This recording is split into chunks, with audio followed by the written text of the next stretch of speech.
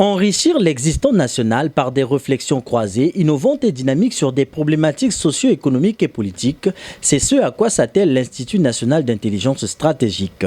Pour y parvenir, cet institut a mis en musique une série d'échanges sous le label des matinales de l'intelligence économique. La première édition, qui a eu lieu le 20 juillet à Brazzaville, s'est fixée pour objectif d'échanger sur comment faire face à l'encerclement cognitif en Afrique francophone, outils et méthodes. Ici, l'enjeu est de lancer une invite aux intellectuels et décideurs politiques de réfléchir sur les défis qui se posent à l'Afrique afin de prendre son envol, de ne plus être sous le joug des puissances occidentales et imaginer de nouveaux paradigmes pour son développement. Pour être et durer dans l'arène internationale, il faut développer une puissance, il faut développer des capacités de projection, des capacités de présence et il faut savoir préserver ses intérêts.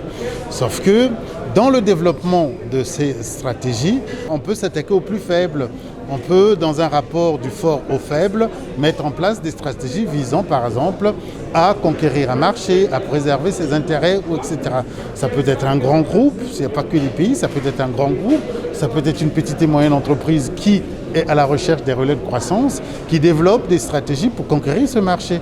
Il faut le savoir pour s'en prémunir. Donc les chefs d'entreprise doivent le savoir pour s'en prémunir et surtout pour organiser, pour faire attention à des offres. Parce qu'on a dit que beaucoup de choses qui se font pour vous, sans vous, en général, se font contre vous. À en croire les orateurs, ce continent souffre des malformations congénitales découlant de la conférence de Berlin, de l'esclavage et de la colonisation. La clé de voûte reste la liberté de penser, de réfléchir et d'innover des Africains. Les acteurs venus de toutes parts, les chefs d'entreprise, les universités, des ambassadeurs, en tout cas on a senti que c'est des gens qui sont préoccupés par la situation que traverse l'Afrique. Et chacun a apporté sa solution. Les communications aussi ont été de niveau. Il s'agit de ce qu'aujourd'hui, par nos consciences, par même notre habillement, je l'ai dit, nous sommes encerclés.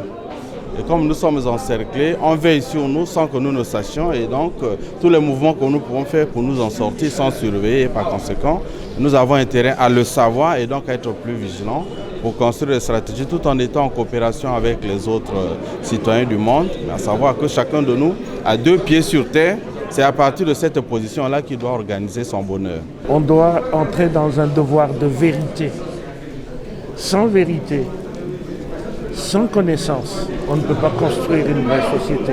La vision de la pensée stratégique de modèle africain qui est prôné par l'INIS me semble être quelque chose de tout à fait normal. Et je suis prêt à participer à toutes les occasions pour pouvoir permettre l'éclosion de cette pensée parce qu'il nous faut passer du mode de la reproduction à un mode de production qui soit original et c'est le prix de l'avenir pour l'Afrique. L'encerclement cognitif de l'Afrique, un sujet peu abordé, l'Institut national d'intelligence stratégique propose ici des pistes de solutions pour l'émergence d'une nouvelle grille de lecture. La première solution que nous avons proposée, c'est le réarmement cognitif.